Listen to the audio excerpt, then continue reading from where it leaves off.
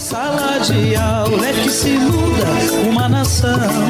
Na sala de aula não há idade nem cor. Por isso aceite e respeite o meu professor. Boa tarde, sejam todos, todas e todes muito bem-vindos ao programa da Verdadeira Educação Sergipana. Estamos no mês de outubro e com ele chega uma data carregada de significados. Dia 15, celebramos o Dia do Professor e da Professora. Uma homenagem mais que justa diante de tudo que representa essa figura central no processo educacional. Aqui no nosso programa, decidimos fazer mais do que apenas lembrar essa data. Durante todo o mês, cada edição será dedicada a discutir, refletir e valorizar as práticas pedagógicas. Talvez você não saiba, mas a prática pedagógica é bem mais do que ministrar uma aula, seguir um currículo ou aplicar uma prova. É uma construção cuidadosa que se desenha no dia a dia, fruto de escolhas conscientes e muitas vezes desafiadoras. Ela envolve compromisso, escuta atenta e diálogo. E, acima de tudo, é um ato de acreditar no potencial de cada aluno. Uma espécie de aposta no futuro, ainda que muitas vezes ele pareça incerto. E para abrir esse mês especial, temos o prazer de receber o professor Wendel Salvador, que traz consigo um caminho pedagógico tão diversificado quanto necessário. O professor de arte da Rede Estadual de Ensino, o Wendel, é um exemplo vivo de como a prática pedagógica pode se expandir para além das quatro paredes de uma sala de aula. Ele já levou seu conhecimento para a comunidade indígena dos Chocós, mergulhando nas tradições quilombolas e hoje é referência por suas intervenções educativas antirracistas. Se eu fosse você, não perderia esse programa por nada. Está no ar, TV Sintese.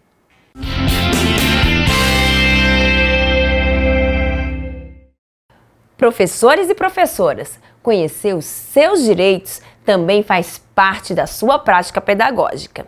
Estar bem informado e consciente é essencial para quem transforma vidas. Fique atento, porque agora começa o nosso quadro O Direito é Seu. O direito é seu. Saudações, professoras e professoras. O programa de hoje vai para os professores de Divina Pastora.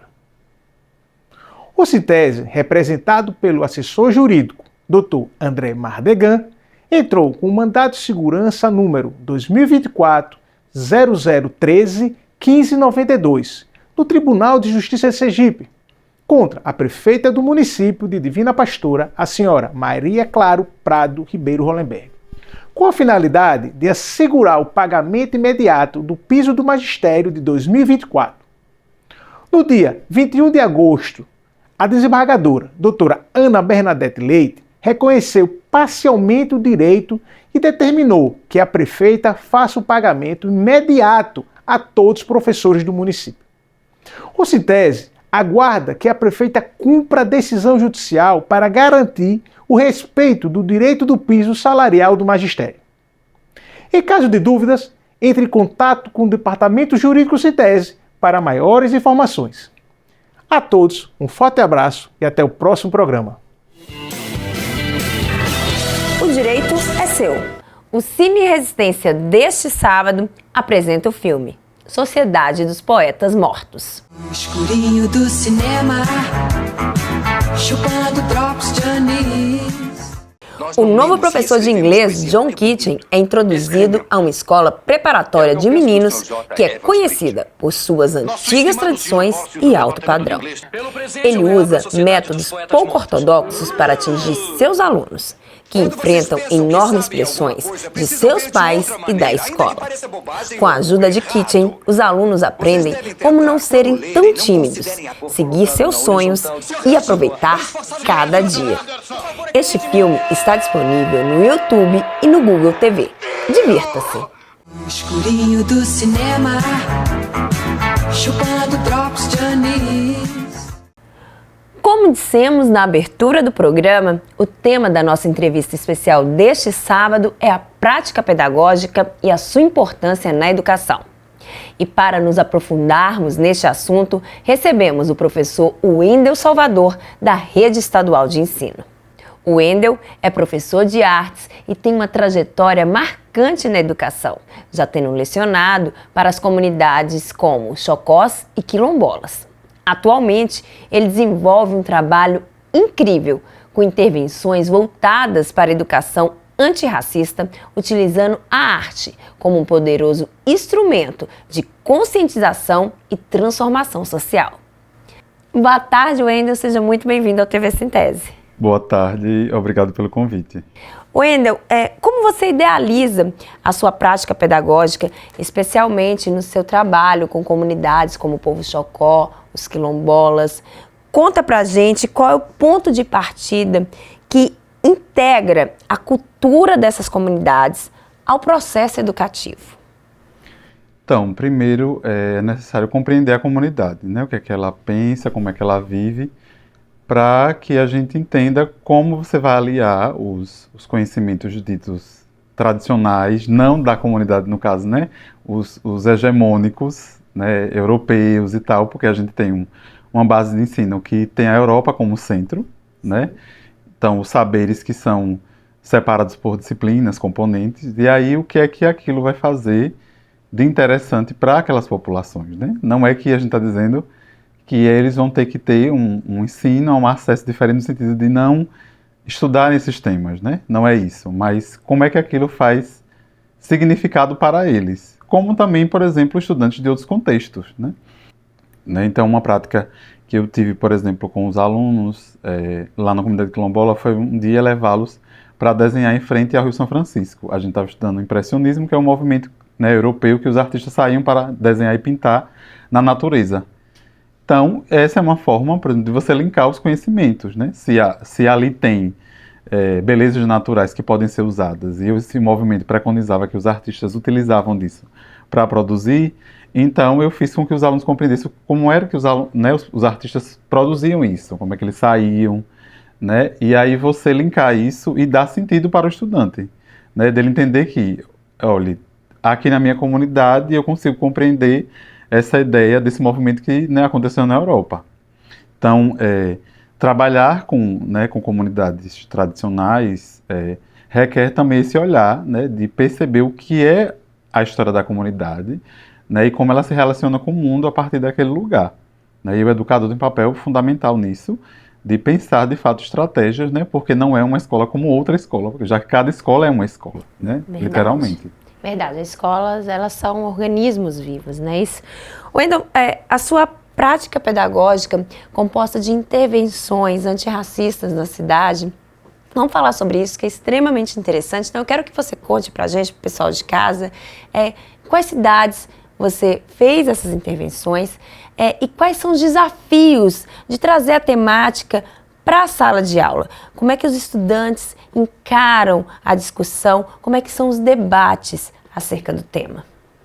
Então, desde que eu comecei, né, na prática pedagógica, eu sempre elenquei as relações para a educação étnico-racial como um mote, né, do meu trabalho. Tanto que o que eu tenho feito como estudo, né, de mestrado e outros estão sendo nessa temática. E aí eu tenho uma prática artística, né, para além, né, da sala, que aí é quando eu faço essas intervenções e performances, e alguns exercícios eu levo para serem feitos com eles, né? E aí recentemente nós fizemos na escola que foi um jogo, um baralho, né, de performers negros, que cada um tem uma temática, por exemplo, escravização, afeto, religiosidade, todos dentro, né, da esfera da comunidade negra, né, das populações negras. E aí alguns tinham intervenções. Então, por exemplo, nós pegamos 2 trabalhos que os 2 trabalhavam sobre genocídio da população negra no Brasil. E aí, como intervenção, nós tínhamos que sair da sala, né? E os alunos deitavam no chão e faziam marcações como se uma pessoa tivesse sido assassinada, né?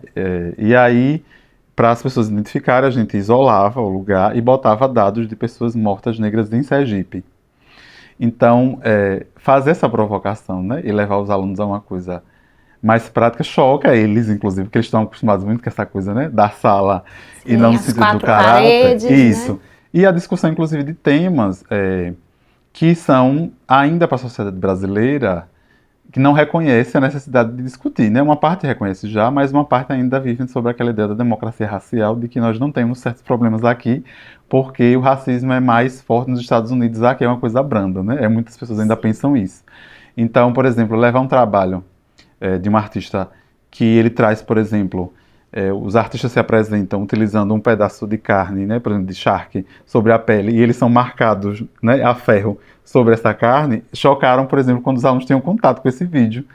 E eles diziam, professor, isso é muito forte. Eu disse, mas imagine que era diretamente na carne de uma pessoa isso. Né? Então, utilizar determinados trabalhos artísticos é, de fato, chocar, né, o pensamento do estudante e levá-lo a questionar coisas que ele vê na sociedade e criar o seu papel numa sociedade como cidadão, inclusive, antirracista, né? Ou seja, que lute contra o racismo, que está presente, inclusive, na escola, porque a escola não é isenta de nada, né? Como organismo da sociedade, ela também é atravessada por todas as questões que nós temos, né, socialmente. E você utiliza da arte para trazer essa reflexão, essa perspectiva de transformação social. Então, conta pra gente como é que essa abordagem, ela impactou nas comunidades que você trabalhou, tanto no aspecto cultural como no educacional. Então, primeiro que o aluno ele tem uma perspectiva, muitas vezes, né, que são das comunidades tradicionais, de não valorização dos saberes deles, porque por muito tempo realmente foi, né? Os saberes não europeus não eram valorizados, né? Os saberes negros e indígenas não foram. Então, por exemplo, trabalhar com máscaras africanas na comunidade quilombola, né, primeiro que abriam um leque porque os meninos não conheciam alguns países africanos e não entendiam que cada um tem uma cultura muito específica, né, porque as pessoas ainda têm aquela ideia de África como um país, é um continente, né, gigantesco. Então, a cidade vizinha, o país vizinho é muito diferente, né, do outro que está colado. E aí os meninos puderam, por exemplo, produzir máscaras, estudar um pouco sobre esses países, né, e aí depois essas máscaras, inclusive, seriam usadas para ornamentação da escola. Né? E eles ficaram muito orgulhosos do que eles produziram. Né? Já, por exemplo, na comunidade indígena, né, com os alunos chocós, logo que eu cheguei, eu me deparei com uma escola que ela não tinha nada assim, que caracterizasse como uma escola indígena. Né? E aí eu falei assim, né, cheguei aqui esperando, né, uma outra identidade. E aí, quando, né, a escola tem um projeto chamado Valorizando as Raízes de Chocós, que acontece antes da festa, né, todos os anos, a festa da retomada das terras Chocós, que é em setembro, e a diretora me perguntou o seguinte, que projeto você vai fazer com os meninos? E eu estava recém-chegado, e aí estava meio, né, assim, definido do que é que eu ia fazer. Até que, vendo, né, as práticas culturais deles, eu defini que ia trabalhar com os grafismos da pintura corporal, né, mas agora não no corpo, mas transpor da pele para a parede. E aí, ou seja, ornamentar as paredes da escola, né, com a pintura deles, inclusive usando pigmentos naturais e não tintas industrializadas. Então nós usamos o carvão para o preto e o urucum para o vermelho, né, uma produção que foi feita com os alunos. E aí os alunos escolheram que grafismos iam para que lugares, né? Por exemplo, os que seriam as colunas, que simbolizariam os braços da pessoa, né? Quais eram os desenhos que iam. E aí, nesse tempo, eles foram falando dos significados que as pinturas tinham, né, para eles. E aí nós elencamos, fizemos, né, foi uma produção, toda a escola, inclusive assim, as turmas que não eram nem meus alunos pararam para participar, né, com outros professores também. E aí nós renovamos durante 3 anos essa pintura, né, e aí foi uma prática que ficou, e aí quando a escola passou por reforma, a pintura passou, né, foi feita industrializada, mas manteve-se a ideia do projeto que nós fizemos. Eu conheci a escola lá da comunidade Chocó e realmente está lá seu projeto, está lá pintado, tem muito dessa identidade do povo e é belíssimo, né? Você chega e sente a identidade. Imagina o choque que foi chegar e não ver essa identidade que está ali espalhada, que está nos corpos, que está na conversa do dia a dia. Trabalho lindo, Wendel. E quem tiver a oportunidade de conhecer a comunidade Chocó, vale muito a pena. Wendel, a gente está falando sobre práticas pedagógicas, né? Então, professores e professoras trazem suas práticas, desenvolvem juntos aos seus estudantes, mas também estamos dentro de uma escola. Então, qual é o papel da escola, da instituição, no fomento a essas práticas junto a professores, junto a estudantes? Então, é muito importante e eu acho que é crucial, na verdade, né? Que a escola tenha um posicionamento frente a isso, porque não depende só de mim fazer, né? Ou se eu faço, somente eu vai ficar isolado, né? Então, por exemplo, o debate das questões étnico-raciais não deve ser só, inclusive como a lei, né, 10.000, 11.000 preconizava, né, dentro especialmente do componente arte, literatura e história brasileira, mas não, ela deve perpassar toda a escola, né? Porque nós vivemos relações, né, na sociedade e depende se você é professor de matemática ou se é professor de química, né, você passa por relações raciais na sociedade, né? Independente do seu pertencimento étnico qual seja você uma pessoa branca, seja você uma pessoa negra, você, né, é atravessada por relações raciais. E aí a escola tem um papel muito importante para que incentive, não só incentivar, mas fomentar de fato, né? E também uma outra coisa que é tentar fugir do somente fazer esses debates nas datas, né? Sim. Então, 19 de abril, aí Dia dos Povos Indígenas, né? E aí a gente faz alguma coisa. 20 de novembro a gente faz alguma coisa de questão negra, mas aí o resto do ano, como eu costumo dizer, né, em alguns momentos quando eu tenho conversa assim com professores, a gente passa o ano todo reforçando o estereótipo. E aí quando chega na data você quer desfazer, e um evento que você faz, ou uma ação que você faz de 1 hora, você quer desfazer o estereótipo que você construiu o ano inteiro. Né? Não dá. Então assim, você precisa de fato ter uma prática, né, alicerçada, e o que eu acho que muitas pessoas não compreendem, e que também é difícil, porque não é um exercício fácil de você, né, achar as coisas prontas, mas de fato de você construir questões, né, a partir de materiais e subsídios que estejam à disposição, é pensar como aquilo vai ser estruturado dentro do seu projeto, né, e do seu plano pedagógico, e não atrelado à data. Mas não necessariamente que o aluno, você, né, precisa perceber que você vai esperar uma data, seja 13 de maio, seja 20 de novembro, seja 19 de abril, para trabalhar aquela temática, mas que está dentro do seu plano, né, que você faz um recorte, você puxa, né, e aí muitas vezes muitas pessoas têm dificuldade porque elas querem se atrelar à data. Professor, muito obrigada. Siga acreditando no poder transformador da educação e na escola pública como essa força, essa potência do nosso povo, e vamos pintar as nossas escolas cada vez mais com a cara do nosso povo. Muito obrigada por dividir a sua prática com a gente. Obrigado também.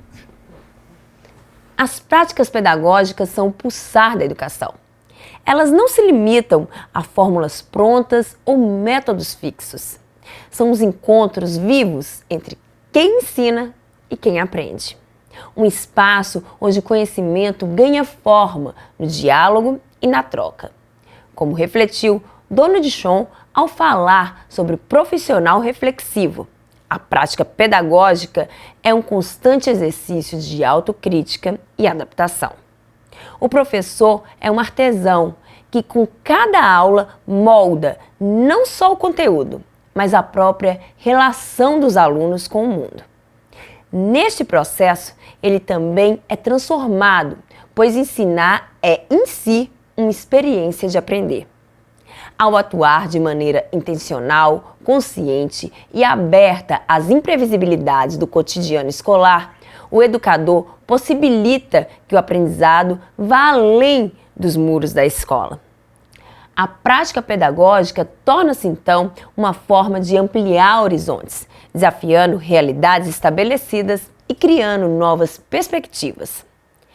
Quando a educação se realiza nesse nível, ela se transforma em um ato de resistência, de liberdade e de construção coletiva, em que professores, professoras e alunos se reinventam a cada dia, projetando juntos o que ainda pode ser.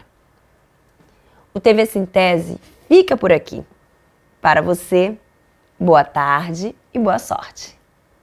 Professores, protetores das crianças do meu país, eu gostaria de um discurso bem mais feliz, porque tudo é educação, a entregar o conhecimento na sala de aula é que se forma o cidadão. Na sala de aula é que se muda uma nação. Na sala de